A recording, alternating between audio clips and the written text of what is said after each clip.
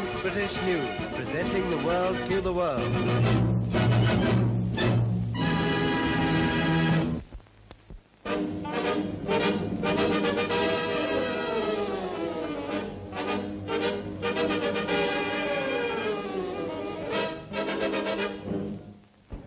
"7 months ago, Italy began sending troops into Abyssinia.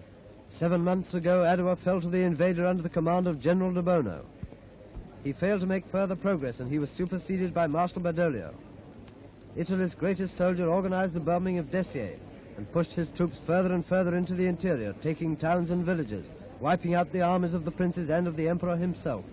The British people have admired the dignity and fortitude of the emperor, who fought with such courage against such odds, and sympathy will go out to him on the report that he has fled before the entry of the Italians into Addis Ababa, after leaving his capital in flames. Mussolini and his people in Rome celebrate victories and anniversaries, but such is war that Italy finds herself worse off than if she had never gone to war at all." Addis Ababa is in Italian hands. The Abyssinian Empire, wielded by the former Emperor Menelik, is overthrown. Haile Selassie has flown after months of heroic but hopeless resistance to the onslaught of the invader's highly modernized army. With the Empress and his family, he left the capital and entrained for Djibouti. Outside Italy, the whole world deeply sympathizes with this royal family, now driven from their country.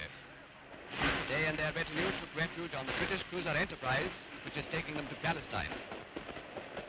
Their departure signalizes the end of a cruel war, and ironically come the first showers that herald the torrential rains which might have saved the country, or at least held up the Italians until the next campaign. With the invader at the gates, hundreds of natives poured out of the city to escape into the hill country beyond. No sooner had the emperor and his government fled, than the populace became a frenzied mob. Looting, rioting, burning, they laid the primitive east in a few hours.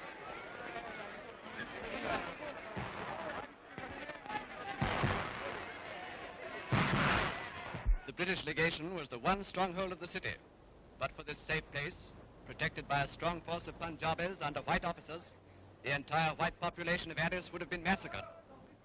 These disciplined Indian troops went out into the streets, kept the mob at bay, and escorted the white people into the safety of the legation.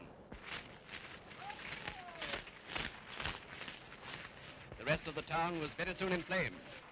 Driven by fear of the approaching invader, intoxicated by raided liquor stores, the natives burned and pillaged the whole place at their mercy.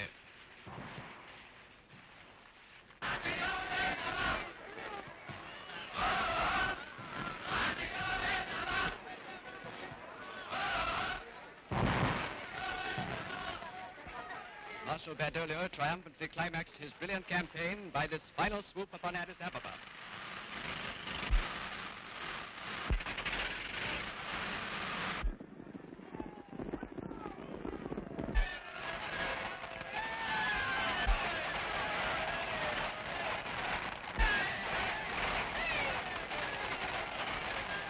With wild enthusiasm, Rome heard the news that Addis Ababa had fallen. Italy hails Mussolini as the modern Caesar.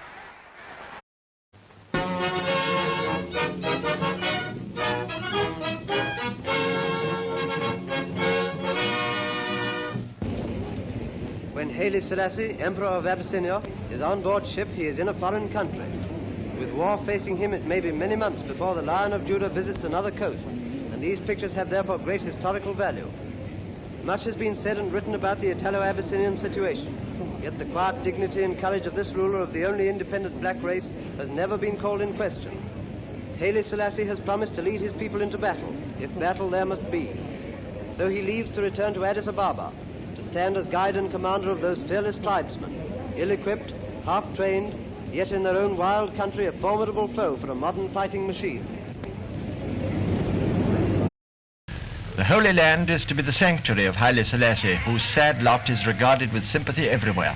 It's not long since the King of Kings was meeting distinguished foreigners at his station of Addis Ababa and visited Djibouti in state to go aboard a French cruiser in the little Red Sea harbor.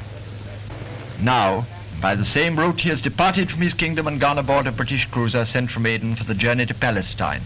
This sanctuary was arranged for him by Sir Sidney Barton, British minister at Addis Ababa, whose foresight in strengthening the guard at the British legation has proved so wise in the light of recent events.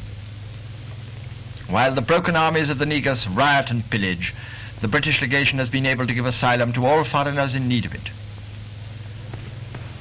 One last snapshot of the French pilot Drouillet, who eluded the police and flew off from Le Bourget with the aeroplane commissioned by the Negus. He had to come down in Italy where this picture was taken.